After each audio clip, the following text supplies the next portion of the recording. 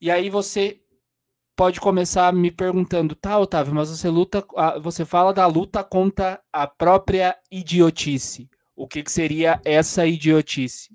Tá? Eu não estou falando aqui só de ignorância, não estou falando de burrice, não estou falando de, de modo algum de algum déficit, não estou falando isso, tá? O idiota, e aqui eu estou trazendo o termo clássico, o idiota no grego, tá? O idiota lá na Grécia antiga, ele era um sujeito, né? E era um termo usado para designar não o sujeito burro, tá? Mas um não participante da vida pública, da polis, da vida da sociedade. O termo no grego no correto é idiotes. Aquele que vive voltado apenas para os seus interesses privados, desligado da polis. Como assim, Otávio? Explica melhor isso. O que nós poderíamos designar hoje é com não é com a atuação política, não é com a militância em um movimento social ou a militância em alguma coisa. É aquele que não está preocupado com a realidade. Aquele que não está preocupado com a realidade. E o porquê que não está preocupado com a realidade? Porque não consegue interpretá-la.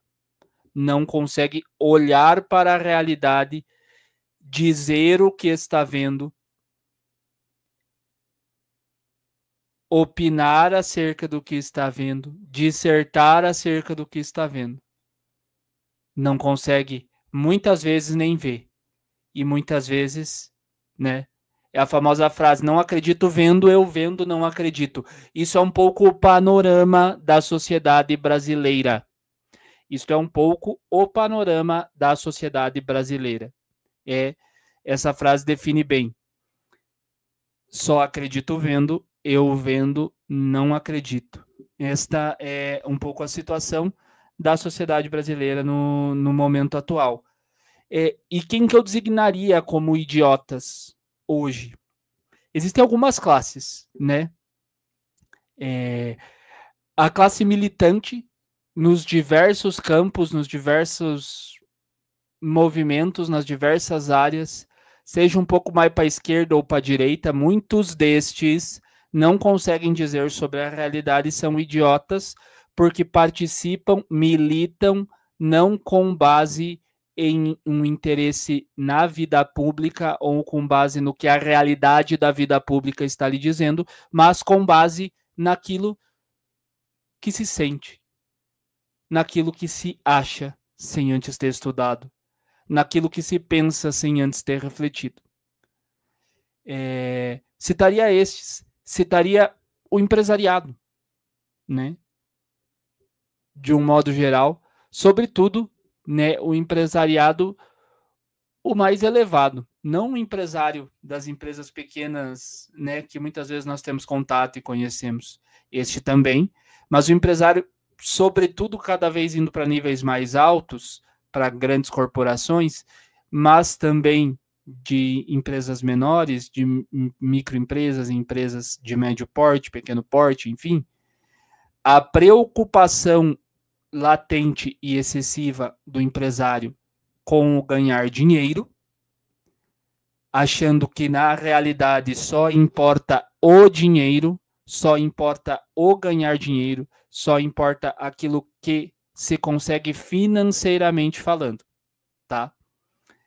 Hoje, por exemplo, eu estava vendo um vídeo de um empresário, um mega empresário, um grande empresário, vendo um comentário dele no YouTube, e ele cita a seguinte, ele cita coisas como assim, por exemplo, o presidente manda muito pouco, o que até certo ponto é verdade, e que quem manda são figurões que estão há 20, 30 anos concursados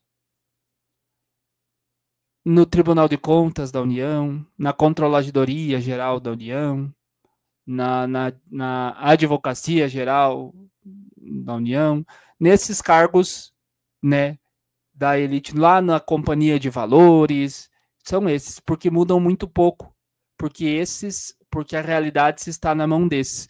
Por que ele diz que a realidade só está na mão desses? Ele não considera aqui no discurso dele a esfera política, mas ele considera apenas a esfera econômica. Ele está considerando apenas a esfera econômica. E depois até ele cita, porque de resto essa briga de ideologias que muda muito pouco. Essa briga de ideologias, essa briga cultural e tal, que muda muito pouco a vida da população. Olha, é uma besta quadrada, porque isso muda totalmente a vida da população. A briga política, a briga cultural, a briga educacional, a briga ideológica, ela muda totalmente, ela dá os ditames. Nada acontece na vida política de um país e, consequentemente, na sua vida econômica, se antes não estiver acontecendo na sua cultura. O que acontece primeiro é a cultura. Não existe esta história de ficar rico antes e inteligente depois. Não tem como. Não tem como, tá? E aí aqui eu cito que o idiota moderno,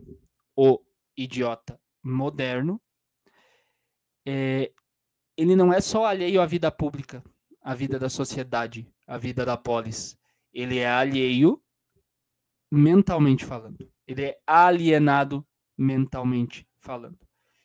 E aqui, né, eu não estou falando, né, de só não se interessar por política, aquela máxima frase, né, se você não se interessa por política, a política te governa, tal, é ele que nos governa, nós deveríamos nos interessar, toda aquela pataquada, tá?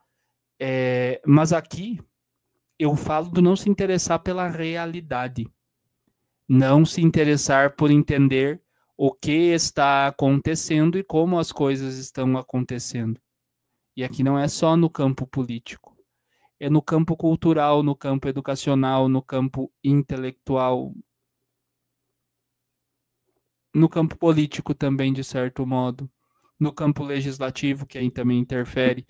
Enfim, uma série de situações que ao não se interessar, e isso começa com um desinteresse por si mesmo, com um desinteresse pela própria melhoria como pessoa, muitas vezes, ou por um interesse parcial em muitas áreas, em algumas áreas da vida.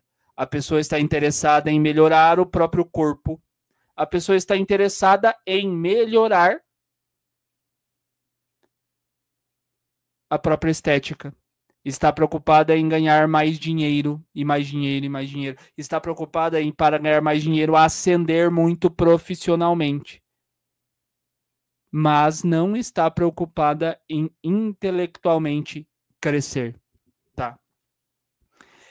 E por que ele é alienado mentalmente? Este idiota é alienado mentalmente porque teve a cabeça preenchida por simulacros, simulações, né? É a famosa frase do Groucho Marx: você vai acreditar em mim ou nos seus próprios olhos, né? Você vai acreditar em mim ou nos seus próprios olhos. Ou seja, cresce-se pensando, vive-se pensando simulações da realidade.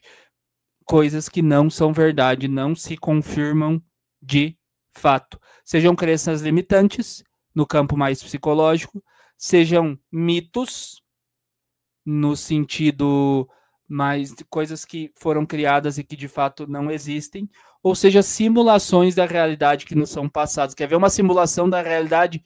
Ah, lá nos Estados Unidos tem o Partido Democrata e o Partido Republicano, mas lá não existe esquerda. Nos Estados Unidos não existe esquerda. A Amazônia é o pulmão do mundo. O golpe militar aqui no Brasil começou em Washington. Essas são algumas das simulações de realidade. Fala aqui num campo político. Ou, por exemplo, quer ver outra simulação de realidade que as pessoas acreditam? Não, a criança tem que ir para a escola porque é ruim para ela esse negócio de educar em casa, tem que ir para a escola porque lá na escola ela vai conviver com outras crianças e dela aprende. Nunca vi uma criança ter a capacidade de ensinar a outra, mas tá. Ensinar de fato. E aqui são sistemas prontos. Você não pensa, as pessoas passaram a não pensar, a pensar não a não pensar também, né? Mas a pensar não através de fatos concretos, não através da experiência real, mas a partir de sistemas prontos. Por que a gente vê muito naquelas marchas militantes? Machismo, racismo, homofobia, machismo, racismo, homofobia. E essa chama-se de fascista com uma facilidade sem saber o que é fascismo, por exemplo. É um engolir de ideias prontas. Por exemplo, eu vi uma jornalista esses dias falando assim, nós precisamos acabar com a família tradicional, patriarcal, branca, porque ela é a maior produtora de neurose. Eu fiquei pensando, mas será que essa senhora não parou para pensar um minuto sobre isso? Eu tenho certeza que ela não parou para pensar um minuto sobre isso, sabe? Ela simplesmente leu em algum lugar e saiu repetindo. Não, porque não tem capacidade para refletir sobre isso, tá? Não mesmo. Não pensou e não teria capacidade nem de pensar. Eu acho que o cérebro dela explodiria e viraria uma bola de cocô. Mas, enfim, dito isso, gente,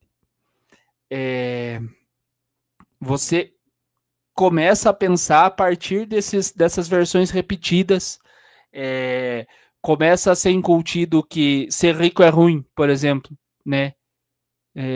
Coisas que é incutido muitas vezes nas igrejas ou muitas vezes na escola, que o patrão é o problema, que os empregados sofrem, são escravizados na mão do patrão. Essa deterioração do pensamento brasileiro sobre empreender, sobre gerar emprego, gerar lucro, as opiniões públicas que são dadas, opiniões públicas, né, que foram fabricadas ou no comitê do PT ou na USP, opiniões públicas repetidas e que aqueles que as repetem não sabem nem de onde vem. As pessoas desse modo, elas acabam, né, você veja, terceirizando a própria vida. Por que ele é um idiota? Por que ele se aliena? Porque ele terceiriza a própria vida. Ele passa a repetir e pensar nos padrões que lhe são impostos, tá?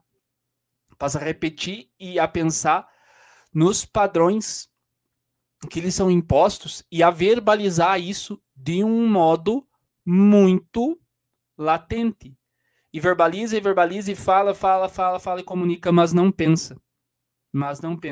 É moldado pelas opiniões de redes sociais. Quantas pessoas dão notícias que vêm nas redes sociais, leem só a manchete e dão a notícia e não sabem nem o que se trata. Moldadas pelo show business. E aqui eu pego muito, hoje em dia, o que são os influenciadores, as redes sociais, é o que para minha geração foi muito os anos 90, ali a TV, né, anos 90 e 2000, a TV, o programa do Faustão, as novelas da Globo, a Banheira do Gugu,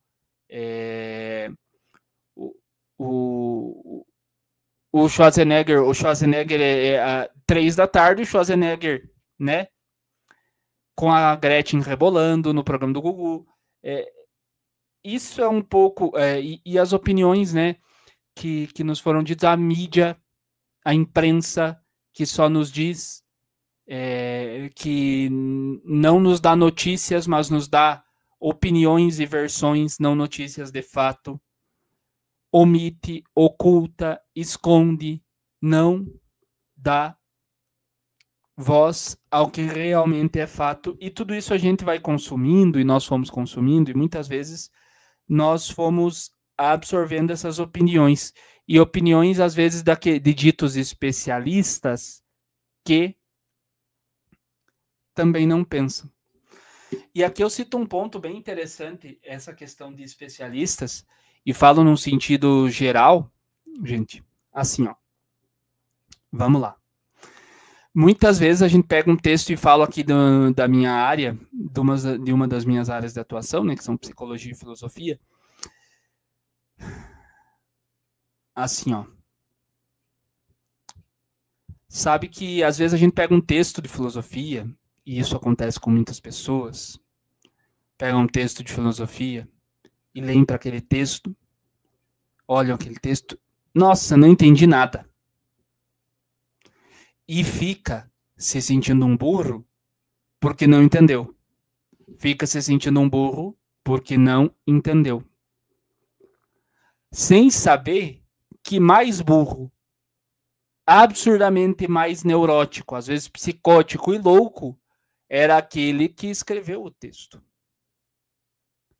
Por exemplo, você deveria se orgulhar de ler e não entender Kant, Nietzsche, porque são sujeitos que não deveriam, em estado normal, ser. Nietzsche é o responsável por grande. Kant é o responsável por grande parte das cagadas, né? E Nietzsche, né, morreu depressivo, sifilítico, louco, enfim.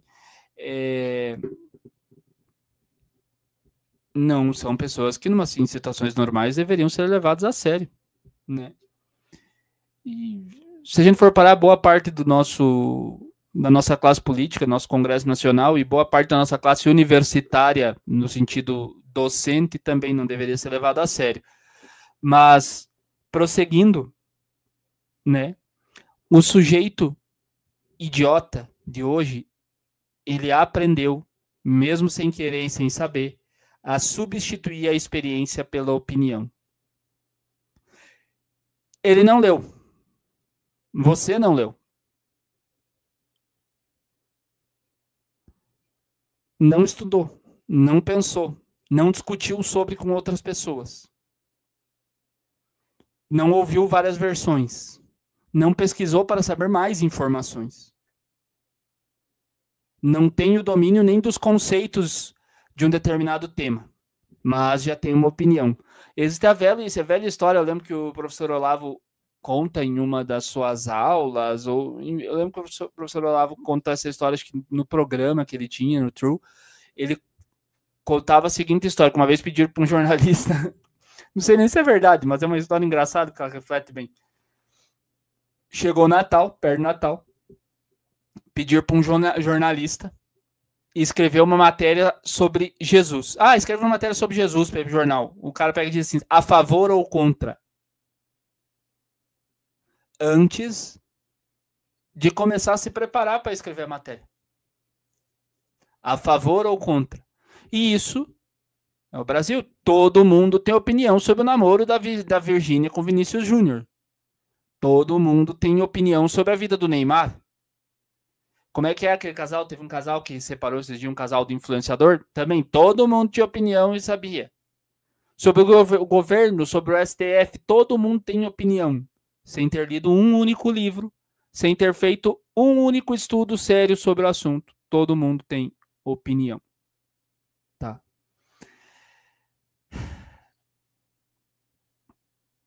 E o que é essa substituição da experiência pela opinião? É a tendência, como eu disse, de trocar a percepção direta dos fatos por interpretações. E o que quer dizer isso? Eu repito a frase. Só acredito vendo, eu vendo, não acredito. Tem pessoas que hoje você descreve a realidade para elas, elas não acreditam. Elas preferem ficar com a própria opinião. Elas preferem ficar com a própria opinião. Eu me lembro, eu recordo que quando teve, eu acho que o ano era 2018 ou 2019, não vou recordar, teve uma das inúmeras greves de caminhoneiros que houveram nos últimos 10 anos. Tá? E aí, a época eu era seminarista ainda, eu fui para pastoral, né? Fui para a comunidade lá, tinha uma capela de um bairro lá que eu e mais um outro seminarista íamos ajudar, né? Éramos assim divididos em duplas, iam lá para ajudar na missa, tal, catequese, essas coisas assim, tá? Íamos para pastoral auxiliar e para estarmos presentes lá, né? E eu lembro que o papo era assim. Olha, eu acho que os militares se a população aguentar mais um pouco, os militares vão tomar o poder. Olha, eu acho que era 2018, ano. Olha, mais um pouco os militares vão tomar o poder. Olha, eu acho que agora, se a população resistir, nós vamos ter uma mudança aí, uma mudança muito grande. Os militares vão tomar o poder, as coisas vão melhorar e tal, vão prender todo mundo, vão prender a classe política inteira. Mas assim, ó, as pessoas não faziam ideia, conheciam o fato porque os caminhoneiros estavam em greve por mudança, era mais por causa do preço do diesel mesmo, e assim, não faziam ideia do que de fato acontecia. Não faziam ideia do que de fato acontecia. Não leram um único livro sobre o assunto, um único artigo. Olhavam para as notícias e as fake news do Facebook, divulgados ou pelas tia do Zap, ou por algum blog de esquerda, ou sei lá o quê, tá? Quando de fato, sabe quando o exército brasileiro vai botar o pé na rua para resolver alguma coisa? Mas nunca! Nunca! Quando faz, só faz inflamado. E agora, nem inflamado. Nem inflamado. Hoje a gente vê uma prostração geral de todos os poderes, de todas as forças perante o sistema. Tá? Uma prostração geral. E não é de hoje, é de muito tempo. Tá? E com isso, as pessoas. E se você tentasse explicar isso na época, as pessoas dizem, não, capaz. Porque eu tenho um parente que é sei lá o que do exército. E ele me disse que isso. Enfim, não vou nem discutir isso aí. Mas era só para dar um exemplo, tá? E o que hoje, de fato, significa não se envolver com a vida pública? Não é apenas sobre não votar ou não militar. Isso deu de menos. Já pega Hipólito Taine, historiador, Hipólito Taine, historiador francês, que aos 21 anos se deu conta de que não sabia nada a respeito do seu país, a respeito da situação política atual do seu país, absteu-se de votar e foi estudar. E escreveu os 5 livros das origens da França contemporânea, que é um dos principais, se não o principal livro de história de todos os tempos, e que explica não só a França, mas o Ocidente. Tá? Esse não se envolver com a vida pública, ser um idiota, é não pensar na realidade, não pensar em problemas reais, não pensar em si mesmo e naquilo que lhe compete, em primeiro de tudo. É aceitar a embalagem de narrativas prontas. Machismo, racismo, homofobia. E aí vai vivendo uma bolha subjetiva. Tá? E aí confunde por sentimentos, vota por emoção, o político da vez é um herói, o outro é um bandido, o político da vez é um bandido, o outro é um herói, aquele político que eu prefiro não tem defeitos, aquela opinião, aquele lado político é um lado que está totalmente certo, o outro lado está totalmente errado, eu preciso aderir a um conjunto de opiniões, é necessário aderir a um conjunto de opiniões e rejeitar um conjunto de opiniões. Do lado de cá, eu preciso ser a favor disso e daquilo, contra isso e aquilo. Sem pensar. Sem pensar. E o idiota, sem pensar, desse modo, o idiota moderno, ele não sabe onde ele está, ele não sabe o que ele vê, ele não sabe interpretar o que ele vê e o que ele vive. E aí, ele é um sonâmbulo mental. Ele não tem nenhuma noção da realidade. E não sei se vocês têm a mesma percepção. E eu não digo que eu tenho a noção completa da realidade, porque eu acho que não existe como ter uma noção completa da realidade. Mas a gente consegue ter uma noção e um entendimento da maior parte, não de tudo como funciona, porque para isso precisa muito estudo, mas a gente consegue em primeiro lugar, farejar uma treta e farejar um picareta. E também descrever um quadro conforme as informações que nos são passadas, um quadro real, até mesmo duvidando das informações que nos são passadas. Hoje em dia, nós estamos num ponto que se a pessoa te pergunta 2 mais 2, 4, a pessoa vai dizer, não, é 5,8. E a pessoa vai argumentar e vai bater o pé e vai postar no Instagram e vai vir a Luísa Mel da ONG dos Bichinhos e vai acontecer um monte de coisa e vai te fazer assédio processual, vai derrubar, vai tentar demitir teu emprego por você discordar dela. Evidente que eu estou fazendo um exagero. Mas é a história da senhora lá que pesava 200 quilos e quis processar a companhia aérea porque ela não cabia na poltrona. Porra, aí tem nem o que dizer, né? Passando aqui para um outro ponto, nós vamos para a estrutura psicológica da idiotice. E aqui a gente tem que pensar que assim, uma boa parte das opiniões das pessoas, incluindo as nossas, elas são pré-pensamentos. Essas opiniões são pré-pensamentos. O que seriam esses pré-pensamentos?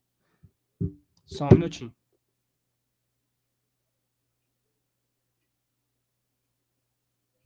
O que seriam esses pré-pensamentos?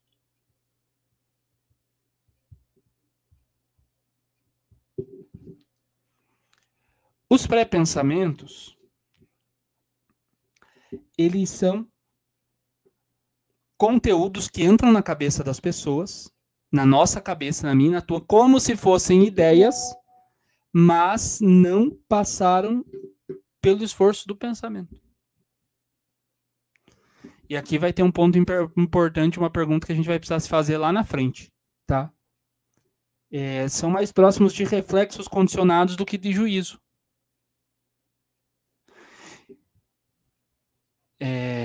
Por exemplo, a criança que cresce. Vamos ilustrar um quadro aqui. Um casal, a mulher engravida. Vamos pegar um exemplo do show business.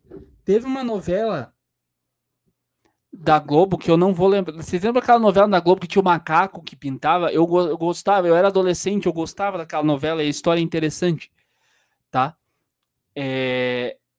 Tinha aquela que tinha o macaco que pintava, mas não era sobre o macaco que eu queria falar. Tinha o casal lá da novela que armaram uma cilada lá, a guria engravidou e aí arrumaram uma bolsa de estudos para tirar um rapaz do país, porque a guria era filha de um velho bilionário lá, não podia ser casada, porque se ela fosse casada, ela assumia herança, ela não sendo casada, passaria herança para outra pessoa, tá? E deixaria livre para outra pessoa assumir as empresas do senhor lá. A criança, filha dessa mulher, nasceu e cresceu achando que o pai era um idiota, que o pai desistiu dela, e na verdade, assim, não houve isso, houve uma série de correspondências escondidas, extraviadas, para que eles não se reencontrassem nunca mais, tá? Muito obrigado, meu amor. Desse modo, a guria cresceu ali odiando o pai. Né? Porque a mãe só tinha que falar mal mesmo, o cara sumiu e nunca mais deu notícia.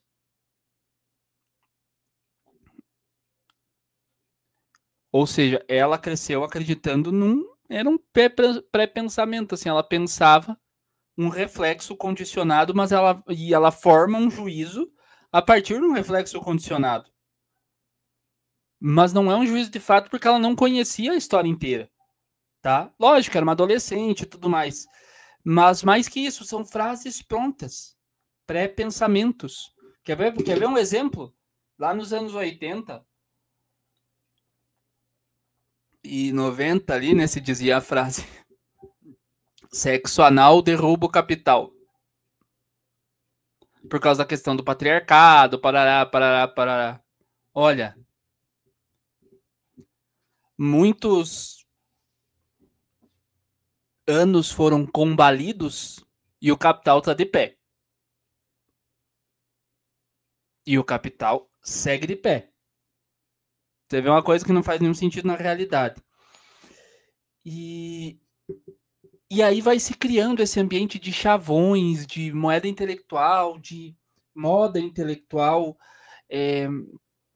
essa coisa falsa. A gente acaba ouvindo sempre que as pessoas sabem mais do que elas realmente sabem, admirando pessoas que no fundo são bestas quadradas, porque nos foi criado uma imagem de inteligentes, de interessantes e de pessoas cultas, e uma imagem de cultura. No Brasil a gente tem uma imagem de cultura. Aqui no Brasil se considera o Gil e o Caetano, né? Chico, super intelectuais, né? E mais que isso, o jornal, aquilo que se diz, né? Por exemplo, o William Bonner dizendo: o senhor não deve nada à justiça. A novela, a militância, a moda do movimento valem mais que a experiência da própria vida. Isso é um reflexo muito do adolescente, o adolescente que adere a todas as modas para se inserir num movimento, se inserir num grupelho, né? E bota a culpa nos pais quando esse grupo não o aceita. Ele faz de tudo para ser aceito naquele grupo. Grupos que muitas vezes são tiranos, são maldosos. Você tem que se vestir assim, você tem que se vestir assado, né? Democratas como Nero e Átila Uno. Assim, democráticos como Nero e Átila Uno. E isso é tido como coragem. Quando no fundo é uma cagalhonice, porque você cede o adolescente. E muitos de nós fizemos isso, eu fiz, você fez quando era adolescente. A gente cede a maioria e briga com a minoria, que são os nossos pais, a nossa família, tá? Mas isso é um tema para um outro momento, tá? Partindo desse ponto aqui do que vale mais as opiniões, a narrativa, do que a realidade, a pessoa perde o contato com a realidade. Vale mais as opiniões do que a experiência da própria vida, por exemplo, né? Nós estamos vendo que a economia do Brasil vai mal. Você vai no mercado, eu vou no mercado, o salário está curto, nosso dinheiro está curto, cada vez mais curto, as coisas estão cada vez mais, os preços das coisas estão cada vez mais altos. Esses dias eu já cheguei a achar pacote de pão a R$3,99, a R$3,39 cheguei a pegar uma vez. Hoje não acho a menos de R$4,90. E em questão de 3 meses, assim, tá? E se pinta, muitas vezes a gente ouve, né, ministros, presidente vim dizer que o país vai bem, que o poder de compra foi recuperado. E muitas pessoas acreditam nisso e acham que melhorou. E querem se convencer que melhorou. Porque painho falou e querem se convencer disso, sendo que na realidade nós estamos vendo, não, melhorou, piora, e só piora há muitos anos, entra governo, sai governo, que só piora, não melhora. Não melhora. Tá. E aqui a gente vem para um outro ponto que o brasileiro vê toda essa realidade de acreditar quase que só em simulações.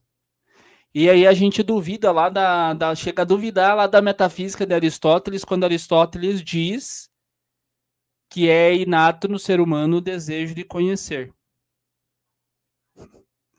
E aí eu lembro do professor Olavo, mais uma vez, que ele dizia, né, que o brasileiro desenvolveu uma aversão patológica ao conhecimento.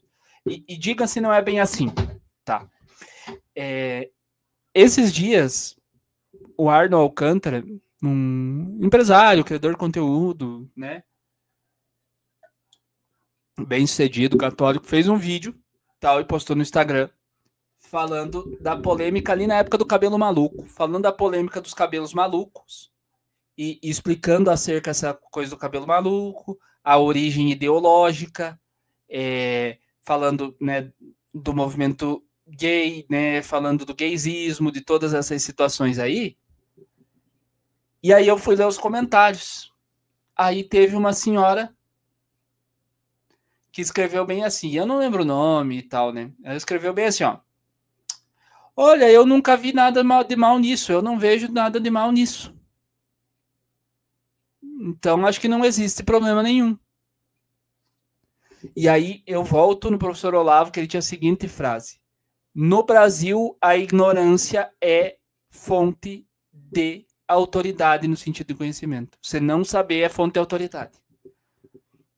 Você está conversando com uma pessoa, e isso é muito típico, né, da solidão intelectual, que aqueles que buscam estudar e conhecer a realidade de fato acabam passando, né? Você começa a conversar com uma pessoa. E você começa a contar aquilo que você tem estudado, que você tem lido, tal, você fala para a pessoa. E o professor Olavo expressava bem desse modo, assim, né? A pessoa se enche num ar de arrogância e fala para você assim: eu nunca ouvi falar disso. Então, se ela não viu, quer dizer, nunca ouvi falar disso, nunca vi falar disso, nunca passou. Se ela não viu, então não existe. Sabe? É só o que está diante da minha vista. E olhe lá que existe. Ou melhor, só as opiniões que foram contidas na minha cabeça. E aí eu chego a duvidar do Aristóteles porque não me parece que as pessoas no Brasil tenham o desejo de conhecer. Elas estão mais preocupadas em acreditar no Groucho Marx do que em ver com os próprios olhos. Estão mais preocupadas em pensar acerca dos padrões estabelecidos e acreditar na narrativa que é imposta do que, de fato, conhecer a situação real de como as coisas acontecem. Tá? É um status brasileiro, o status é conformista, o status é idiotizado e idiotizante, o status é de uma preguiça mental incentivada pela cultura, a tecnologia, a técnica, tudo é feito nos incentivado para que não pensemos, tá bom? E aqui se idolatra muito mais o status, diplomas, cargos, mídia, relevância, mas se despreza o estudo e o conhecimento. Se estuda para ter diploma e ultimamente as faculdades estão tão ruins que a gente tem que entrar lá para comprar um diploma sabendo que não vai aprender porcaria nenhuma, tá?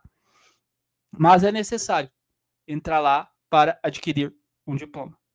Tá bom? É necessário entrar lá para adquirir um diploma. Por quê? Porque as faculdades não viraram mais berços de conhecimento e de pesquisa e de produção de conhecimento, mas ou campo de ideologia ou criação de massa de profissionais. E já se desvirtuaram dos seus fins verdadeiros. Porque o brasileiro, ele quer parecer inteligente, ele não quer ser inteligente de fato. Quer decorar 3, 4 frases, quer